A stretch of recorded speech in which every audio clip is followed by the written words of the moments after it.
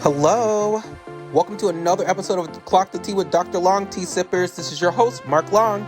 Today, I am discussing a few things, right? So, premiums are up. You know, that's just a fact. Gay people have been in this country since the beginning of time.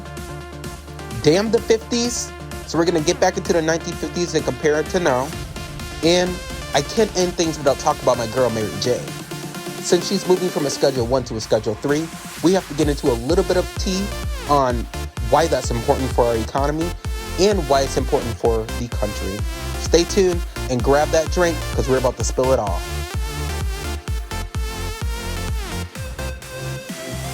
Hi everyone, welcome back to Clock the Tea with Dr. Long. This is your host, Mark Long. I wanted to dive into the 1950s because I wanted to see, why the 1950s culture failed and what does that mean when people say make America great again, right? And what does it also mean if we compare the 1950s to today's culture? So I wanted to dive into, get a glimpse into what it was like. So I did a little bit of research and I noticed some stuff that kind of stood out to me with the 1950s and its cars and jukeboxes and this idea of there being cliques and this conformity. We see this in the movie Grease with Sandy must change and Danny must perform this masculinity. So there's a lot of double standards in the 50s with boys being praised for rebellion and girls being shamed for just stepping on the line.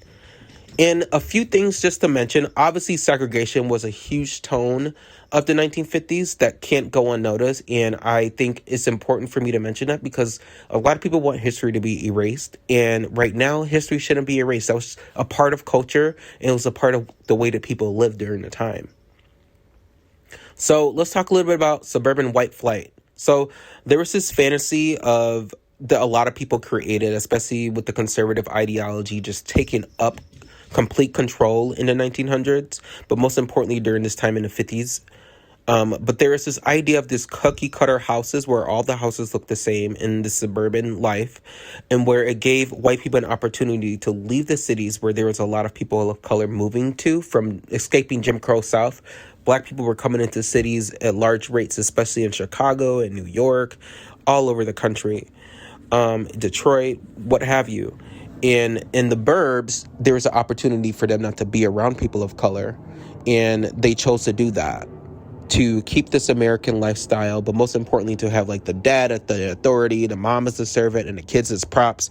And yes, I said that exactly like that because that's basically what it was like. So America during the 1950s was built on exclusion. This is where we see a lot of permanent redlining coming into play, where it had already started during Reconstruction, but now there's policies in place. Restrictive covenants and definitely segregation of keeping people out of certain areas. And this just comes down all to the codes, right? And the suburbs were marketed as being safe, and it was code for it being white only and not having people in the area that would make you feel unsafe. In other words, if you were to see another person of color, you wouldn't feel bad about yourself during this time. So move to an area where there's only white people. Another thing to mention about the 1950s was that life outside of this fantasy was not what people exclaim it to be. A lot of physical abuse, a lot of domestic violence was happening in the 1950s. Along with children being seen and not heard, misbehavior was considered very abnormal and ungodly. Although men were given a pass and boys were given a lot of pass, specifically if you were white, for misbehavior. That's something that was kind of unspoken but very true. That was actually very prominent since the beginning of our culture here in America. So yes, again, women were typically blamed for men's problems. We talked a little bit about segregation. We'll get a little bit more into that later. And this idea of conformity was basically so normal that the idea of fitting in and obeying and conforming or was basically the standard, or you were considered marginalized or not a part of society or not a part of any certain community, that's for sure.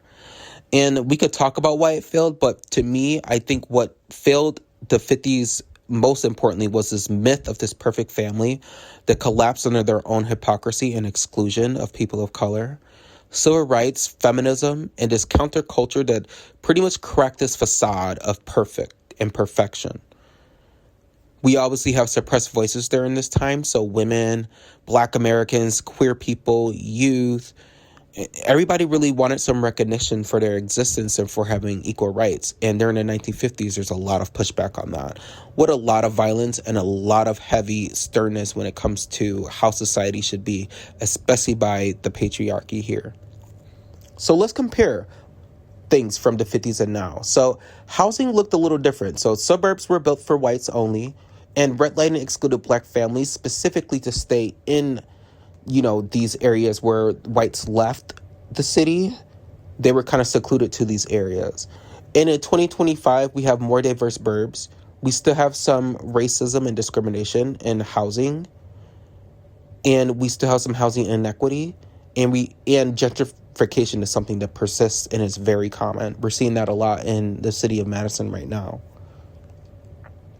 Other things, so family roles, we talked a little bit about there being two parents, one dad, one mom, breadwinner, mom was a homemaker, and the kids were pretty much considered to be obedient or else, and you could fill that in however you would like to. We know now in 2025, families are a little bit more varied. So single parents, same-sex couples, blended households, multi-generational, friends living together. It's also easier for families to be very blended and not be something that's completely biological because of the housing market.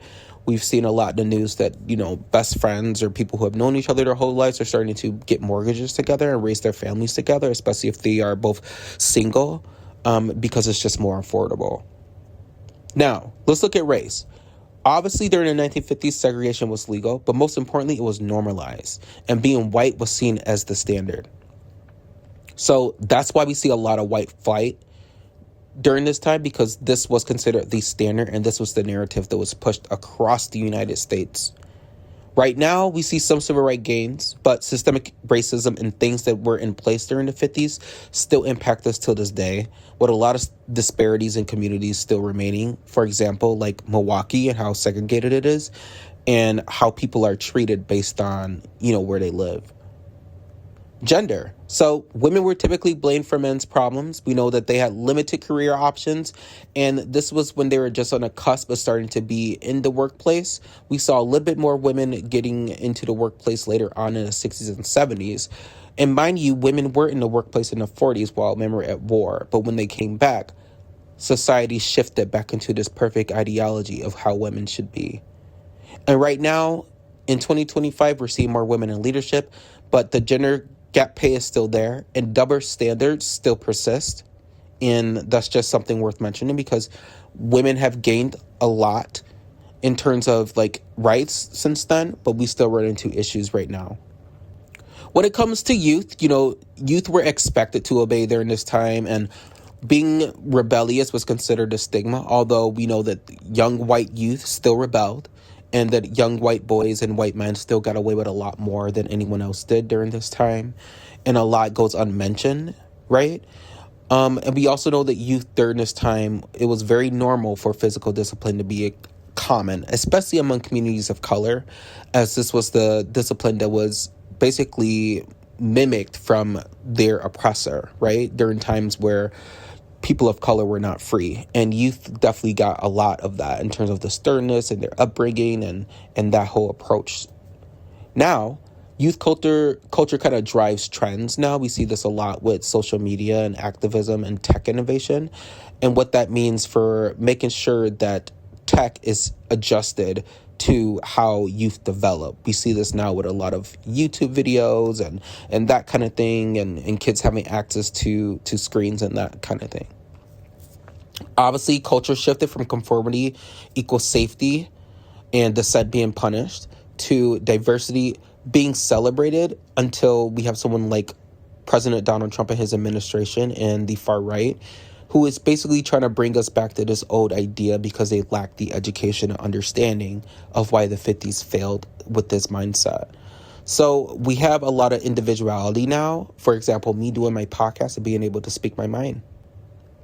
Now, when it comes to safety in the 1950s, people of color faced a lot of violence and a lot of exclusion and a lot of intimidation, and it was a part of a norm. So people of color were not safe in the 50s. I repeat, people of color were not safe in the 50s. They could try to find ways to make themselves be safe in the 50s, but it wasn't easily guaranteed. We had things like the Green Book, and we had things like, the Great Migration, the first migration in the 20s, obviously, and then now here in the 50s of people still leaving areas of harsh treatment.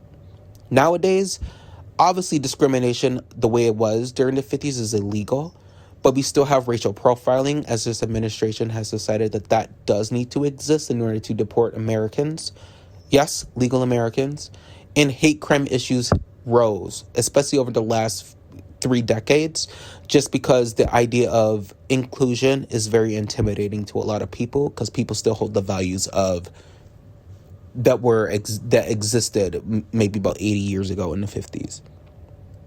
And then when it comes to identity, we know that queer communities were hidden and criminalized, right? So there's a lot of harsh treatment for those who didn't fit into this norm. And then right now in 2025, we know that LGBTQ plus rights is recognized.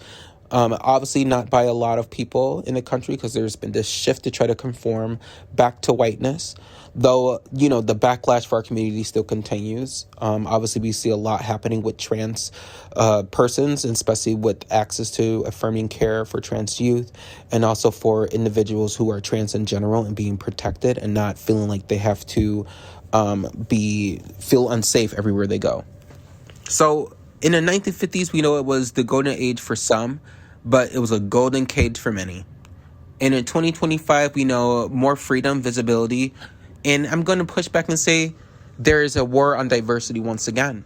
And I think in order for us to move past this is to think about, why 50s culture failed and what it means for voices to not be suppressed, and why it's important for us to allow for more inclusion and move away from the hypocrisy of conformity. Thank you. Hello, and welcome to another segment of Clock the Tea with Dr. Long. This is your host, Mark Long. Today, I'm going to talk about a segment that is personal, but is also can be impactful, and also a lot of people can relate to this.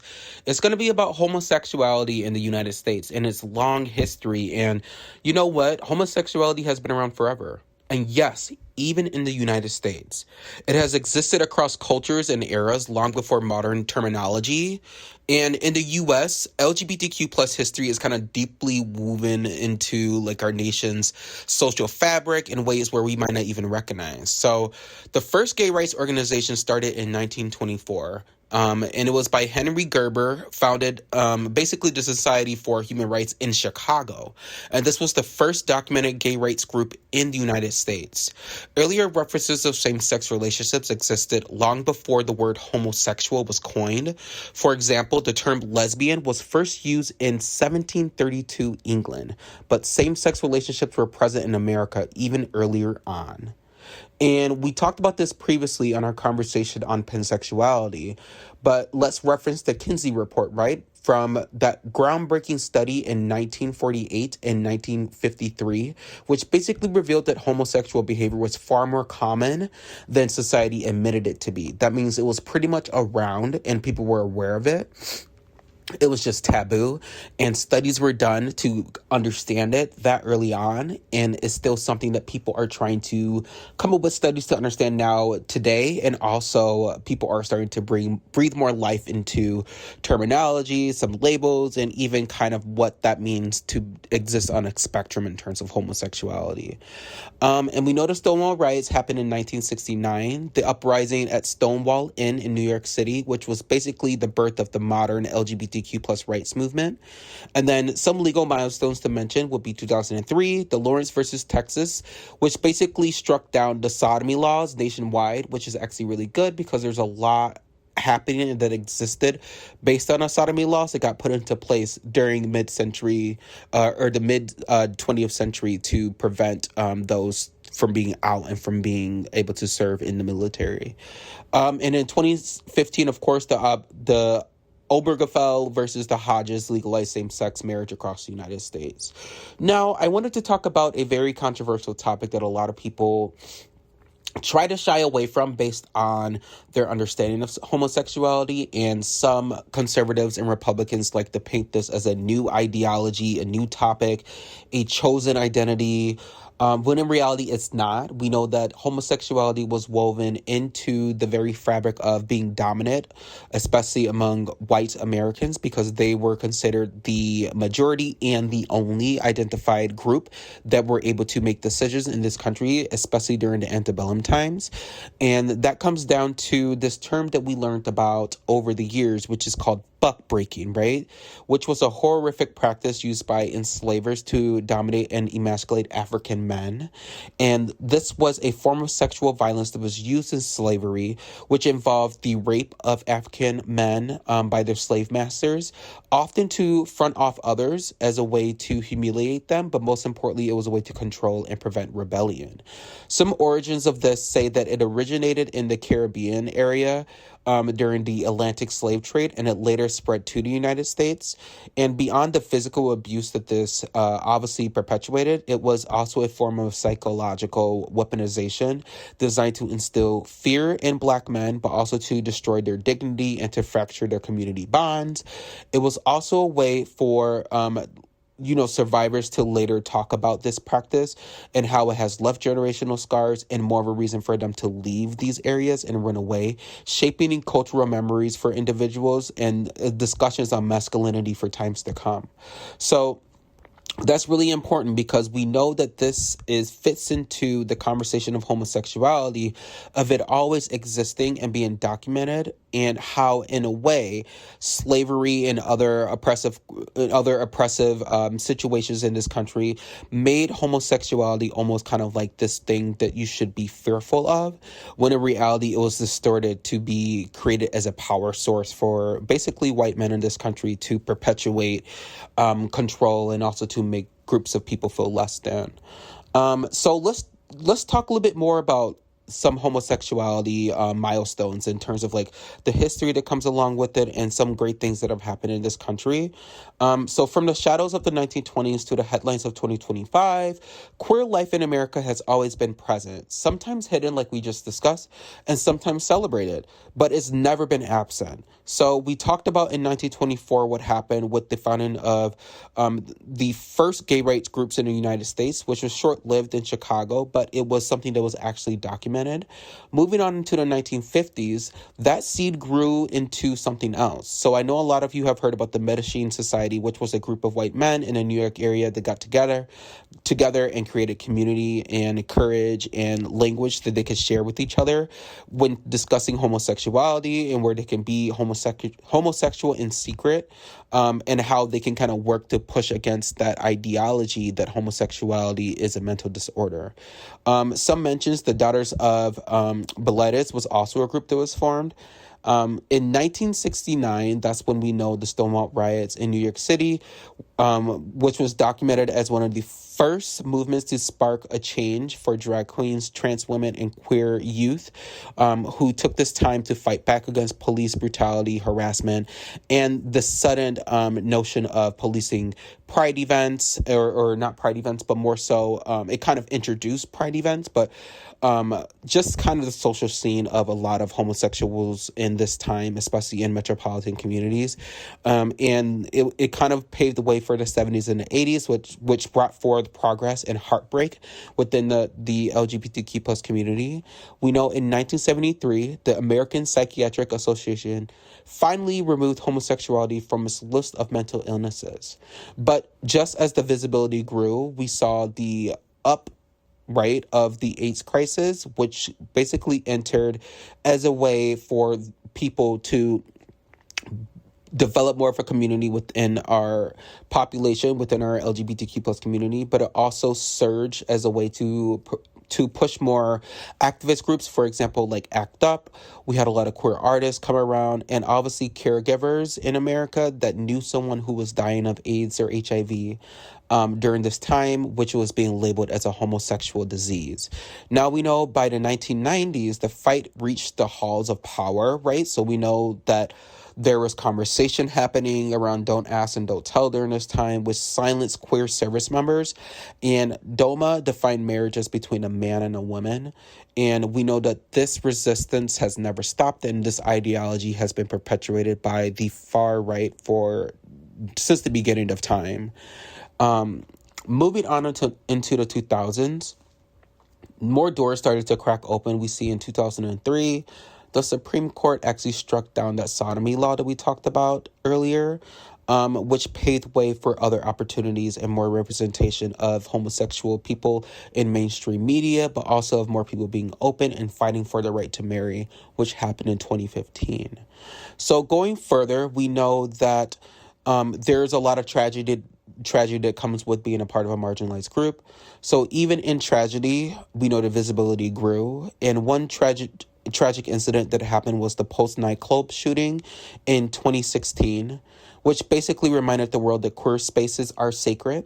They are supposed to be a safe space for us to gather. And this violence against the LGBTQ plus community is still real. We know that trans women are still being murdered at a large rate than what they should be. We know that people are still being hazed and people are still being violently targeted for being openly gay and for being homosexual, especially in a lot of rural communities across the United States. There have been instances of this happening within the state I live in Wisconsin, where it's called gay bashing. So homosexuals are still known for being targeted and being violently targeted by groups of people who don't agree with their life. And I hate when people say their lifestyle or their choice and a way to live, because that's not true. People just are who they are, and you guys are absolute assholes for coming for us.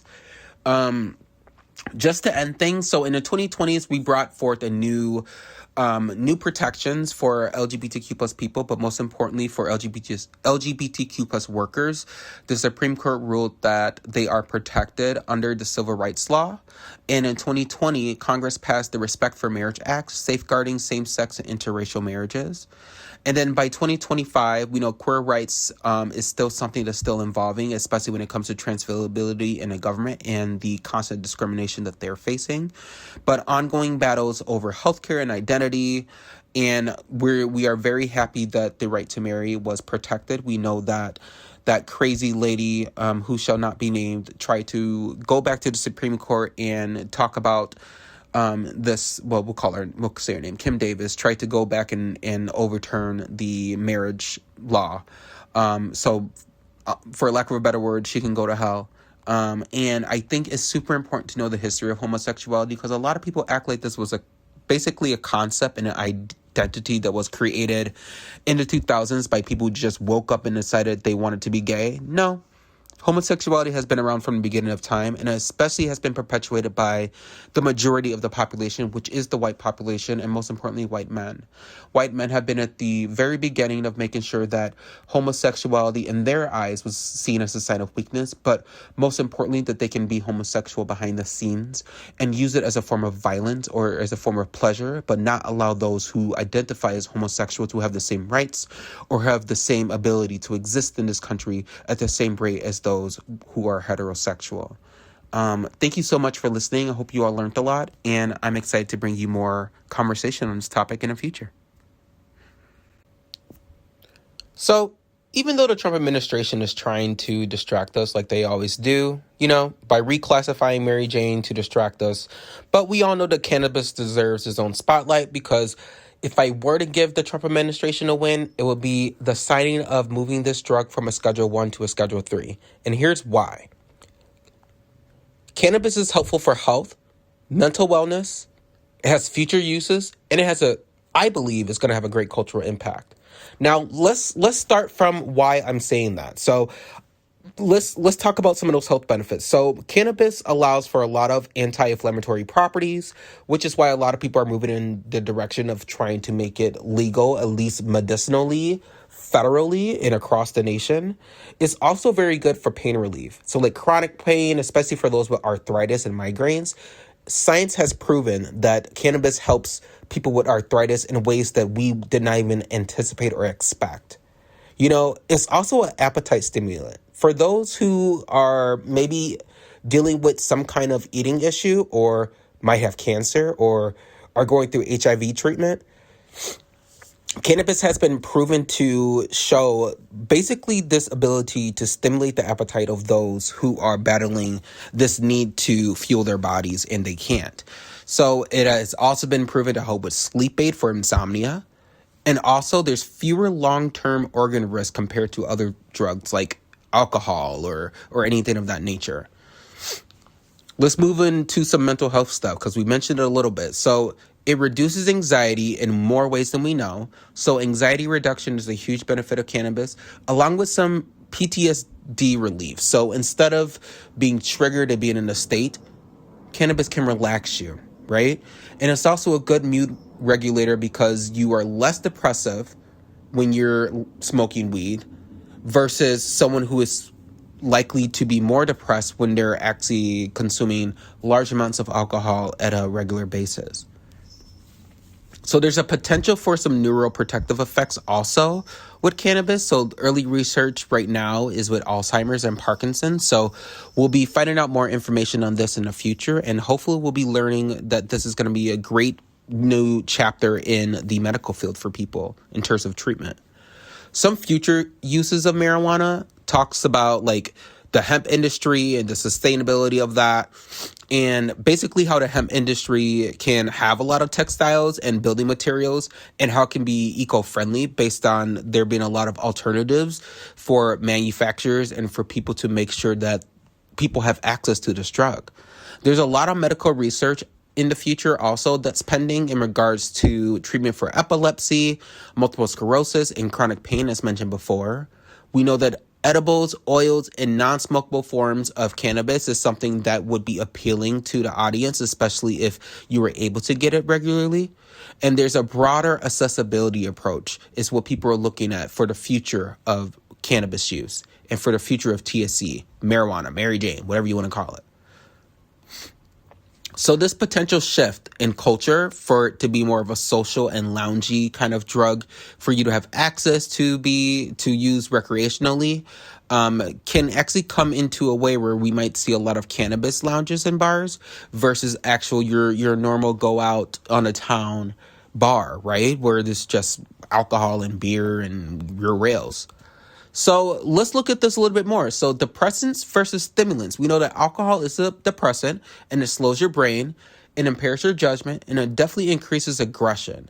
When it comes to cannabis, and especially if you look at it from more of a hybrid standpoint, it's calming, but it can stimulate more creativity in your brain while also focusing on energy development and actual general focus in general. Just making you able to focus more in a day while also making you less dependent on being distracted, right? It keeps you very consistent and very concise in how you carry out your thought processes. So the shift from depressants, right, from alcohols to stimulants as an alternative kind of reflects the change on health priorities for Americans and what we're seeing in the country.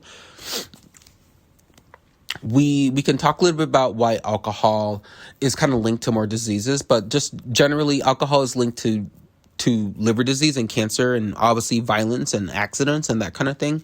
Versus cannabis, we see a lot of overdose likely not to occur with people who smoke regularly. So there's a lower overdose risk and there's also fewer violent behaviors on cannabis, along with this potential for there to be therapeutic benefits in medicine. For example, we're seeing treatments that involve ketamine, and cannabis has also been arguably used as like a source to potentially link the impacts of drugs when it comes to especially stimulants and those kind of things, but drugs in terms of coming up with a new form of treatment to help calm the brain.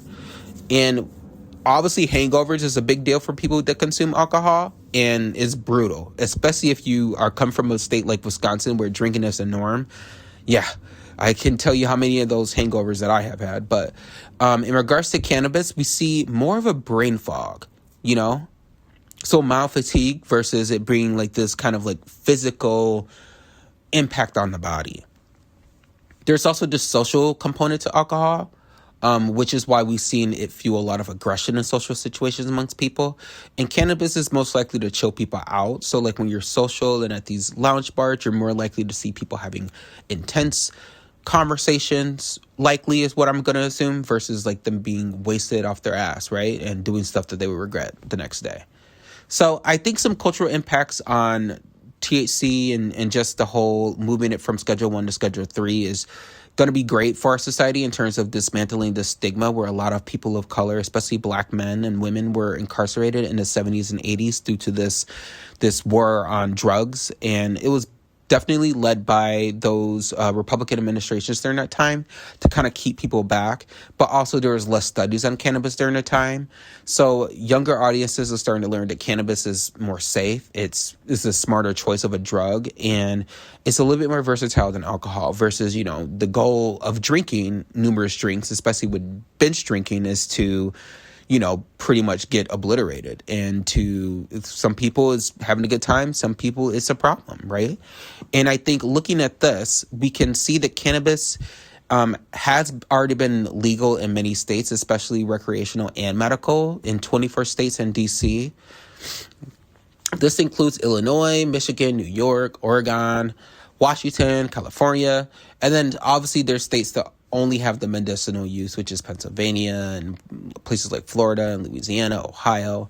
And some states that kind of moved away from just any kind of legalization whatsoever would be Idaho, Kansas, South Carolina, and Wyoming, which have basically said that cannabis and THC in their state is fully illegal. And the bottom line here is that a majority of Americans live in states where some form of legal cannabis access is available. And it doesn't seem like we will have a long way to go before that happens. And I think this is something I kind of predicted prior to Trump getting in office. And obviously it's been in the pipeline here the past, I would say, 10 years. So I don't think complete credit can be taken by this administration, but I will say that the science is there, and I'm glad that people are listening to the science. So what does reclassification mean in general? So the current status of cannabis is that it is a Schedule I drug, meaning it's in the same category as heroin and LSD, and it's basically defined as having no medical use whatsoever. And basically people are saying that there's high abuse potential. So like any drug, you can get used to it, you can get accustomed to it, you can get addicted to it. And because people got addicted to cannabis, which is basically the main reason for it being placed in this drug, it made people high, right? And this was very intimidating to a lot of people, especially in the drug industry where they labeled it as a Schedule I drug and put it in this category because a lot of people gravitated towards this stimulant. So this proposed change would move it from a Schedule I to a Schedule III alongside drugs like Tylenol with codeine. So let's look at that. So some implications on that means that this is going to be recognized as a medical benefit at the federal level and less of a drug like heroin or any of those other Schedule I drugs. This eases research restrictions too, where it allows more information to be spread, and it allows for more universities and more approaches from the FDA where they can study more freely about cannabis. We can also look at this from a standpoint in regards to the economy. So some tax relief for dispensaries, right? They can deduct expenses like any other business, and they can grow, and it could be a huge form of revenue for the economy. We also know this opens the doors for pharmaceutical developments, right? And maybe a potential Medicare pilot programs where cannabis could be introduced, and there's ways that it can be covered through Medicare. I think we have a long way to go for that, but that could be a future implication here. So, will cannabis be sold over the counter? Short answer to that is no. The reclassification of cannabis does not mean it's going to be sold over the counter. It will remain federally controlled and regulated, which is important to consider. State laws still govern access as they do right now. In recreational states, dispensaries still continue to operate as usual currently. So, and they will continue to operate as usual if this is moved and when Trump decides to sign this in, I believe it is today. So pharmacies and over-the-counter sales, we know that that's not going to happen.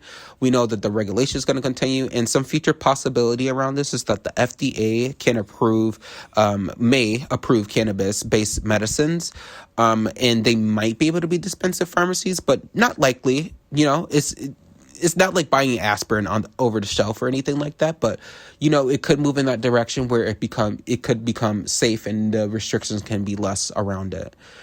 Just some takeaways. The legalization is widespread right now, but we'll see more of what that looks like as Trump and his administration moves in the direction of reclassifying the drug. We'll see if there's going to be some relief in tax burdens for these companies, but most importantly, it won't make weed be sold over the counter. We'll just see a cultural shift in the way that we did when it comes to regulations with smoking areas and that kind of thing, and changing of the drinking age of sorts. So thanks for listening. I hope this was very informational, and let's see what happens as this unfolds in this country. Thanks for listening. Bye. Today we're going to be diving into some political tea, so go ahead and grab that tea, grab that coffee, and grab whatever you need to replenish yourself because this tea is very piping hot.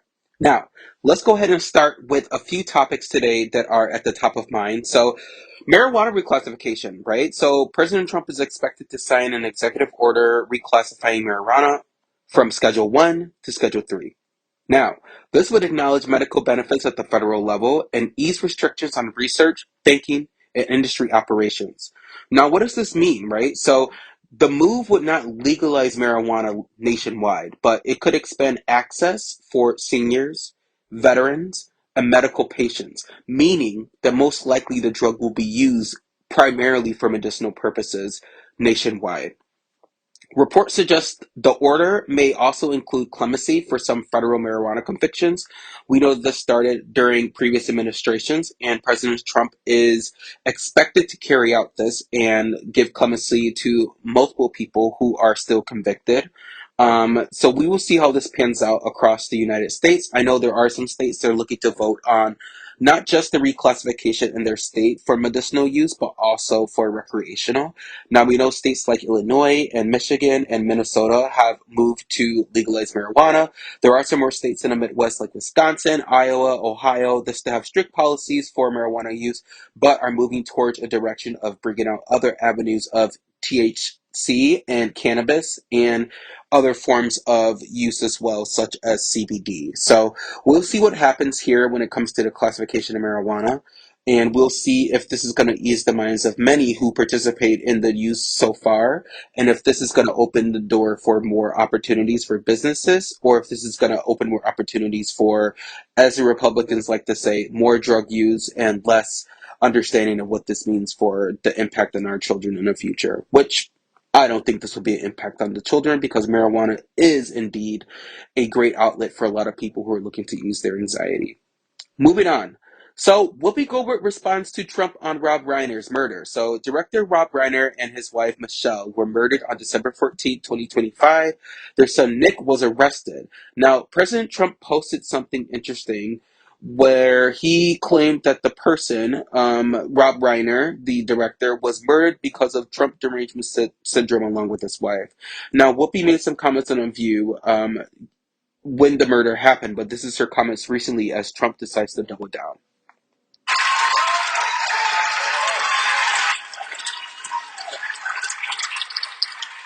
I don't know how you were raised, but this man's family is in deep mourning. And what you said and what you've doubled down on make you bad for the country. Make you very bad for the country. But that's my opinion, but I see a lot of conservatives are feeling the same way. And I have to say, there's something that we all know is that when something horrific happens, we come together. We don't delineate because somebody didn't like it. That's not what you do. Or make it about him. It's about all of a sudden. Everything's always about him. Yeah. Yeah, so the ladies had a discussion on The View yesterday about this, and then Whoopi goes on to say that, obviously the remarks by Trump were disgusting, and she made a comment just saying, have you no shame? And obviously President Trump doesn't respond to the ladies on The View because he's intimidated by them, because they are intelligent women that speak their mind. And it's interesting, too, because I think if the panel was more balanced, where there were a MAGA supporter, even, you would have to be completely oblivious to reality to defend Donald Trump's statement on a couple that was murdered by their son. It doesn't matter if they're celebrities or not. It doesn't matter what their political views is. When someone is murdered, it's not something that you embrace or celebrate and claim that they were murdered because of Trump derangement syndrome. So I agree with Whoopi. Trump is very bad for the country. He's not a leader. I think people voted for him just to push some of their policies through, but not necessarily voted for him as a person. And that's starting to show more and more every day. And I think the MAGA voters look completely, entirely not intelligent and not of moral, greatness based on their constant support for someone who treats Americans like crap. So that's just my take on that. So President Trump goes on to talk about ending federal taxes. President Trump has repeatedly claimed Americans may soon stop paying federal income taxes, suggesting that tariffs could replace tax revenue, which is interesting because right now what we're seeing is that tariffs are causing prices to skyrocket. So he also floated eliminating taxes on the first 150K of income and even scrapping income tax entirely. So what does this mean for people? Experts say that tariff revenue is far too small right now to replace the 2 trillion collected annually from income taxes. So we can see that President Trump is not completely aware of how taxes work. He's also not aware of how the economy works, and that's kind of what happens when you're a billionaire. You're not really in the midst of everything happening, and you really have no clue of what's going on in the country because you live your rich life and your privilege, and you don't have to worry about worrying about taxes and payments and that kind of thing because there's people to do that for you. So Trump said over the next couple of years, I think we'll be cutting income tax.